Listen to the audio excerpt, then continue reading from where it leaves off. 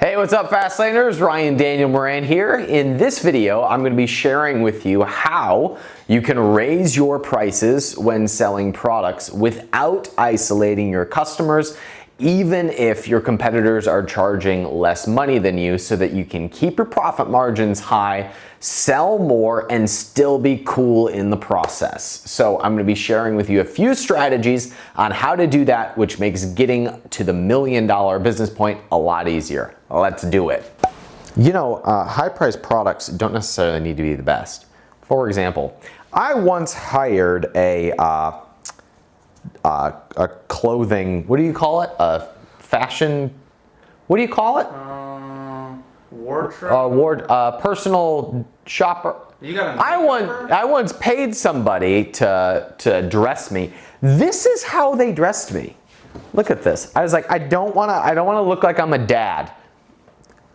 Have you ever seen someone who looks more like a dad than this person? What shoes are these, right? I mean, like, I'm only marginally better now. Of course, we're doing this video when I just like, now I'm just embarrassed we're talking about my wardrobe. All of this to say, your products don't have to be the best in order to be the highest price. Because this is like $100 shirt. Those are Steve Madden's. So those are probably what, $100 shoes? Yeah. I don't know. Is that much? So lesson number one: your products don't have to be the best or look the best in order to be considered premium. So I have a personal assistant who came over the other day and brought me a few new shirts. I was like, oh, I love these. They fit me great. I look great in them. I ran them by a few females because I'm not allowed to choose what I wear. And they were like, oh, those look great. Love the new style. Old Navy, $9.99. You could have fooled me, right? So this is one of the big challenges that Amazon sellers and physical product sellers have, is that they think that if they're selling the same thing as everybody else, that the only way to compete is on price or reviews. That is not the case. It's not the case at all. The way that you compete, the way that you charge higher prices, is going to be on how you are positioned in the marketplace.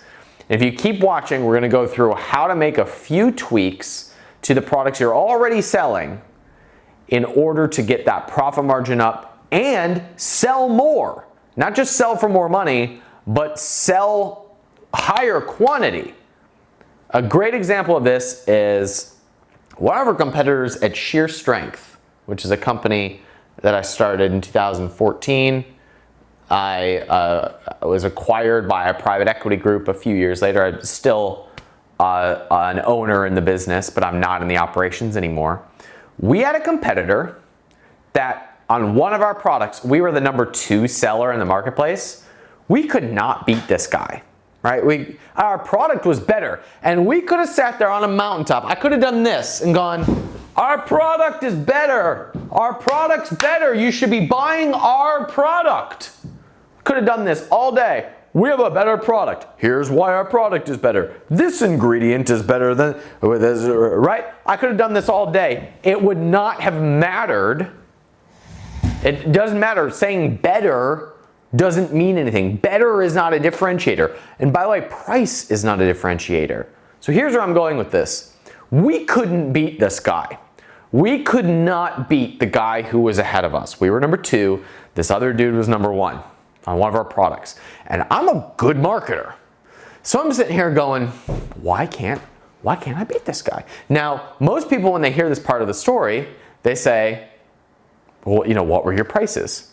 We were selling our product for $36. Guess what? We were the second most expensive product in the marketplace. Guess who was number 1? The guy ahead of us, who was selling twice as much as us. Our product was better. Our product was cheaper. His was twice the price of ours. Maybe not quite. I think they sold for $59.99. So almost twice the price. and they sold twice as many units as us. We had over 1,000 reviews. Our reviews were just as good as theirs. Why did they beat us? It was all about branding. And I'll give you the quick takeaway here. Number one, branding is all about who you target.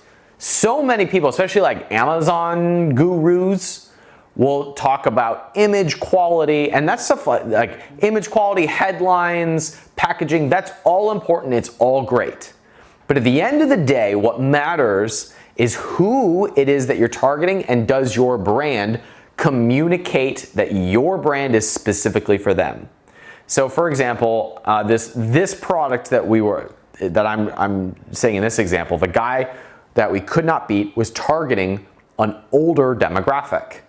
They were targeting the 40 to 60-year-old male category, where ours was a little bit more generic. We did a really good job of branding our products as a company, but this product in particular wasn't branded to any individual. Theirs was branded to the older male, 40 to 60. That's a more defined person. And that market happened to have higher disposable income and was after a more clinical approach. So all of this was a supplement. So the 40 to 60 crowd isn't trying to get ripped, right? At sheer strength, we were after more of the people trying to get ripped, stay fit, lose weight. We were after that crowd. Our competitor was after the older person looking for a more clinical approach. So even though our product was better, and I could have stood on the chair and said our product was better, even for that crowd, that person was looking for a very specific thing. And so our competitor had white medical looking branding. It was a higher price, which means better to that crowd. Their messaging was to the 40 to 60-year-old demographic, and they outsold us 2-1. They beat us at one thing, and it was communicating to the customer.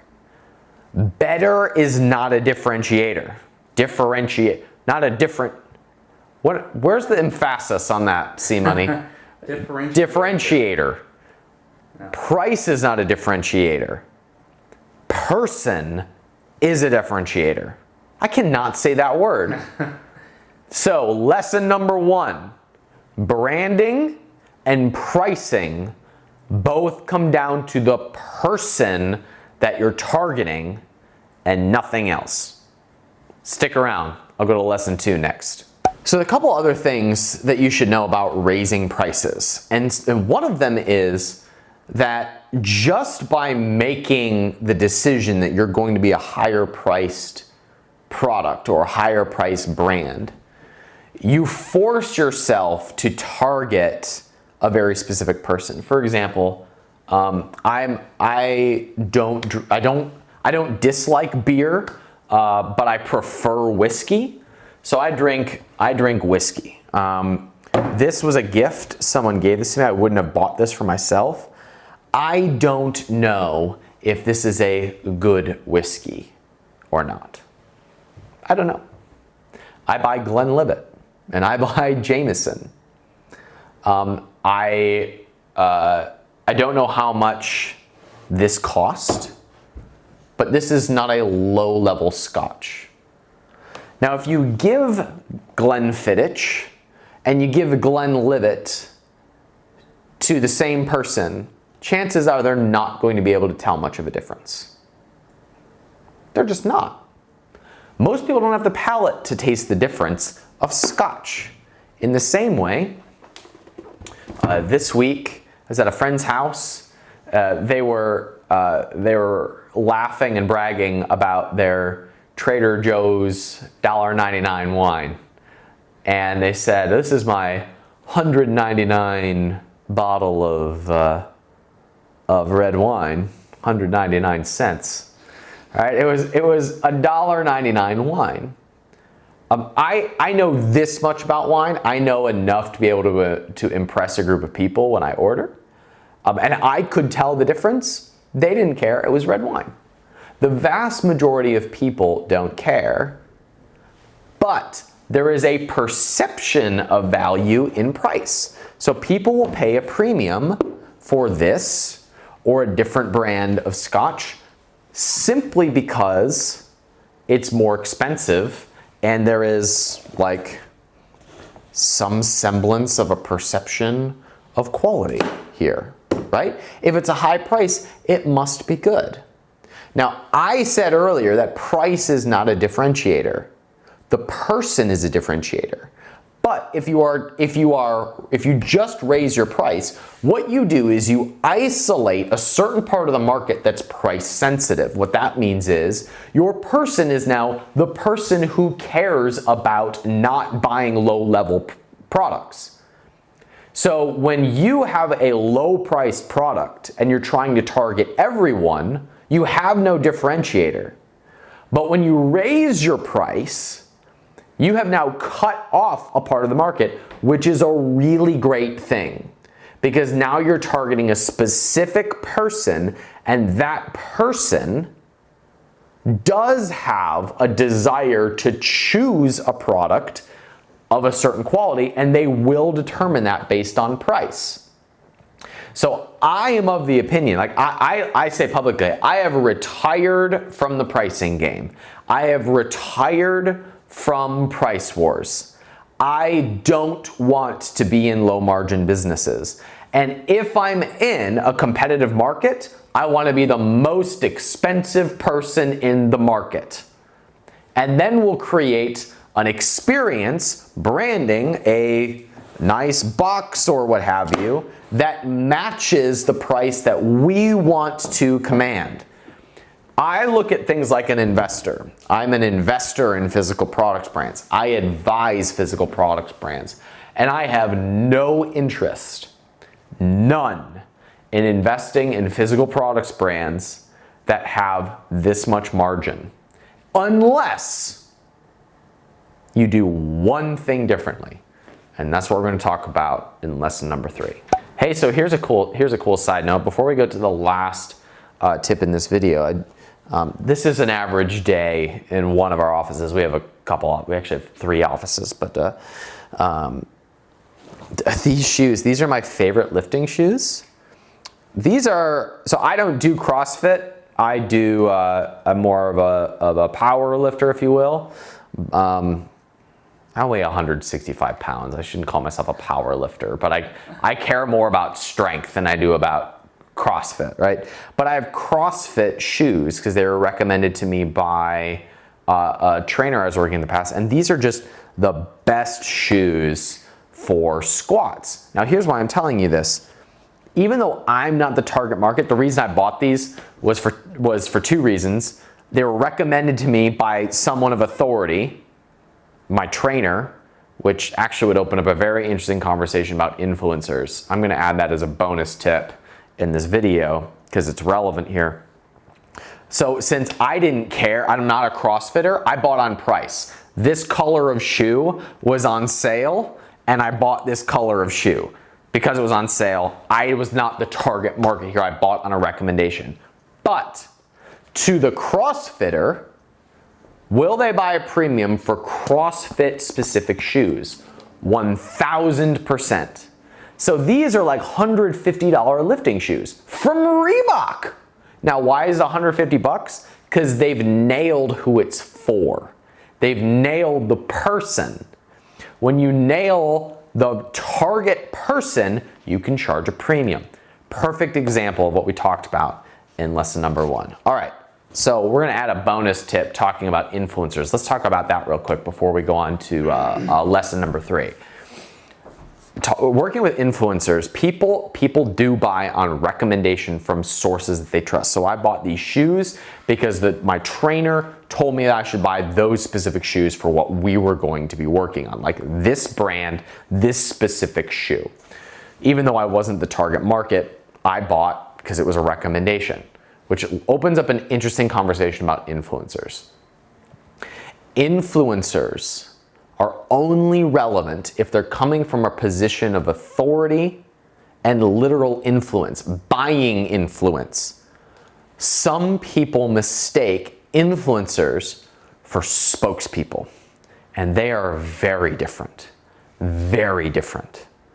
An influencer's job is to drive consumer behavior, to say, I like this product and here's why. Tim Ferriss is an influencer and he's a really powerful one. And if you look at his rates for advertising, they reflect that. Versus a spokesperson's job is to represent the demographic.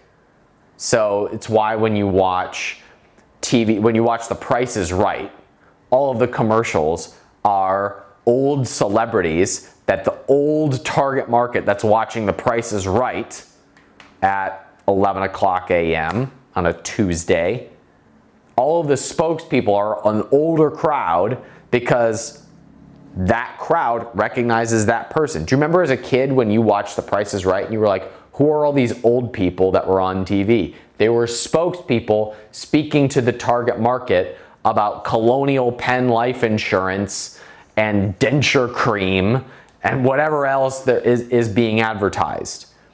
And one of the big mistakes that internet advertisers are making right now is they're looking for spokespeople rather than real influencers. For example, my buddy Aubrey Marcus runs a company here in town called Onnit. It's a huge performance company. They sell kettlebells and supplements and food. And he likes to tell the story that they did a case study between some known either powerlifter or CrossFitter and Ludacris. Last time I was at Onnit, Ludacris was there hanging out. It was cool. We had a nice conversation. But what Aubrey said was the no-named CrossFitter way outpolled Ludacris. Ludacris would be a great spokesperson, but the person who follows Ludacris is not buying him because of his performance-enhancing tips. But if you are following somebody who's a CrossFitter or a powerlifter, you are absolutely looking for the same results as that person. They're vastly different, and so many physical product owners, internet advertisers, marketers, and entrepreneurs are not looking at buying behavior based on result. They're looking at reach. That's a spokesperson, not an influencer. Go to the people like my trainer, the people who control the buying behaviors, where one recommendation changes someone's decision to buy or not because they're following that person for a result. And that's what you need to be thinking about when advertising your product through other people's audiences. All right, there's your bonus tip. Let's go on to lesson number 3. Okay, so I mentioned in the second tip, I mentioned that as an investor, I do not want to be investing in physical products brands that have no margin or very little margin unless they're doing one thing really well. And the one thing that they need to be, unless they're doing one thing differently than everybody else, and that one thing, the one caveat here is if you're lowering your price so that you're getting more customers to sell other products. So if you've got a product that only exists so that you're getting more customers and then selling more product, you have my blessing. But those other products have got to be high margin products.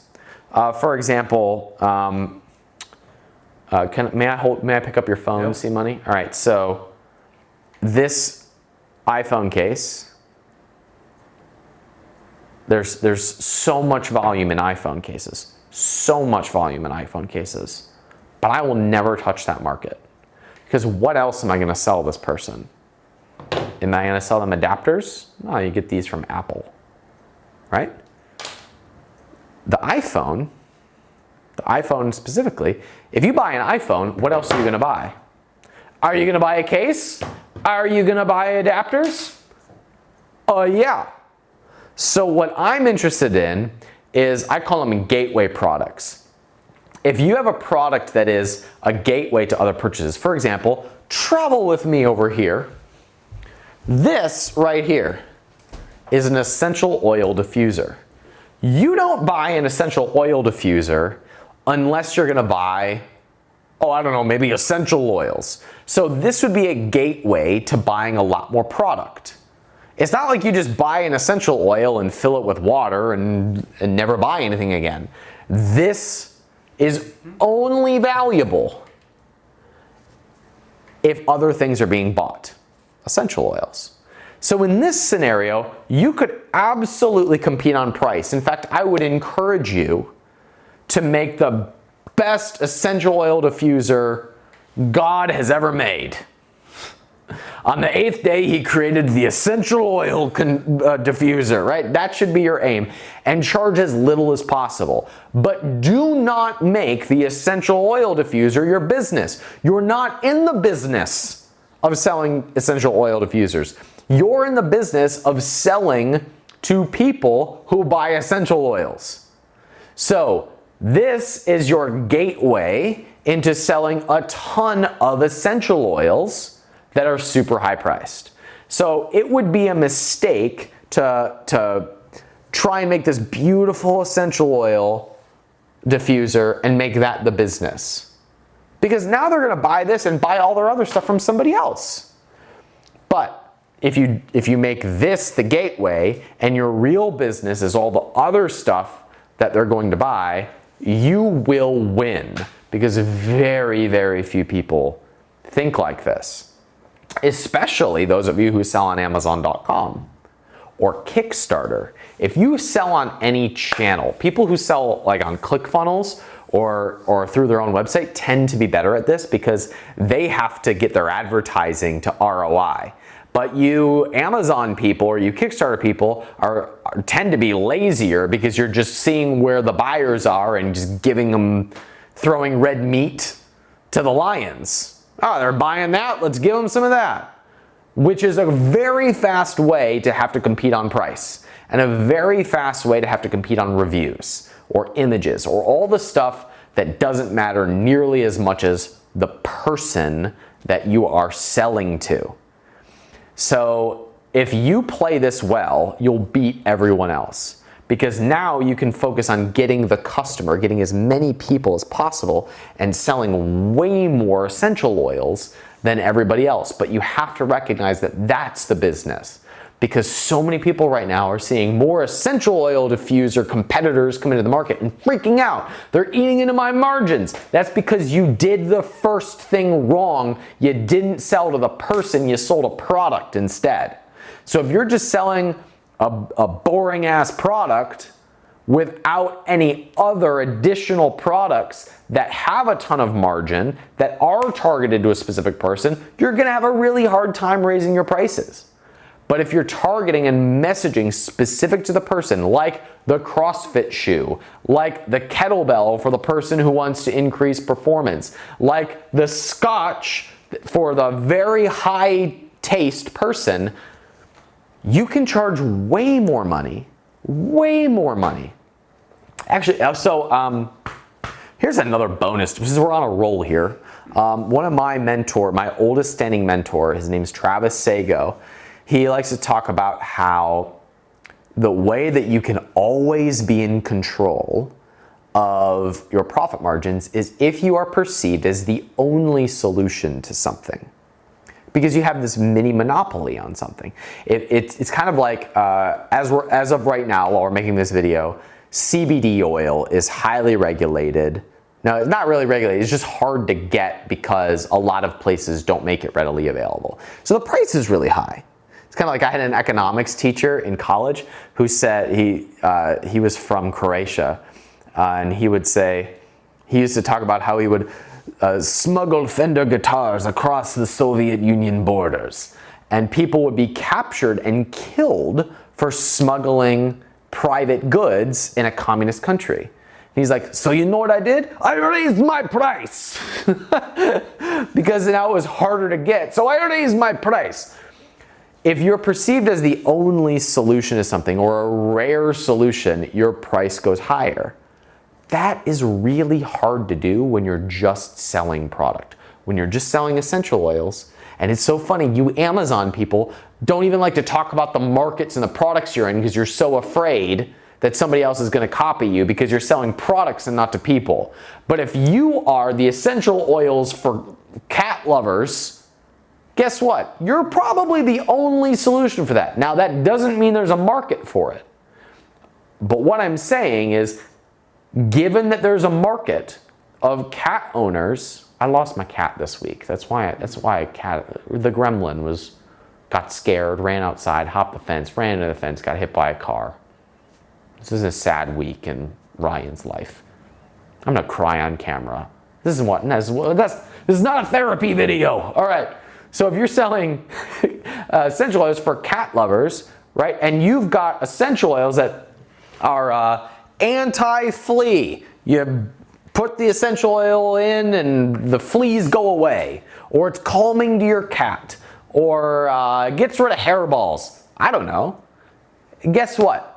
You now have a mini monopoly on a very specific person, even if you're selling the same product. If eucalyptus oil is eucalyptus oil, but this eucalyptus oil is on the cat brand and it happens to be specifically for the cat owner who, and this is gonna make their cat calm, it's called Cat Calm Eucalyptus Oil.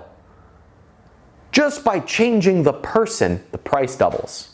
And all of the cat owners are now going to be talking about it to their other cat owner friends. So what's our launch plan for that? Launch plan is we're probably going to have a Facebook page or a YouTube channel or an email list that is all cat owners. And now we have a lot easier time promoting that product. Whereas most people go, I got my eucalyptus oil, look at my eucalyptus oil. My eucalyptus oil is so much better. It's so much better than everybody else's. Doesn't matter. What's important is that it's to the person and it is targeted and the language is specific to that person. If you don't know who your person is, two options. One, ask the customers who are already buying your product. Why did they buy your product?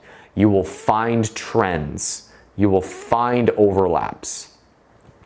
And start targeting those people because they're already buying. Now just speak directly to them.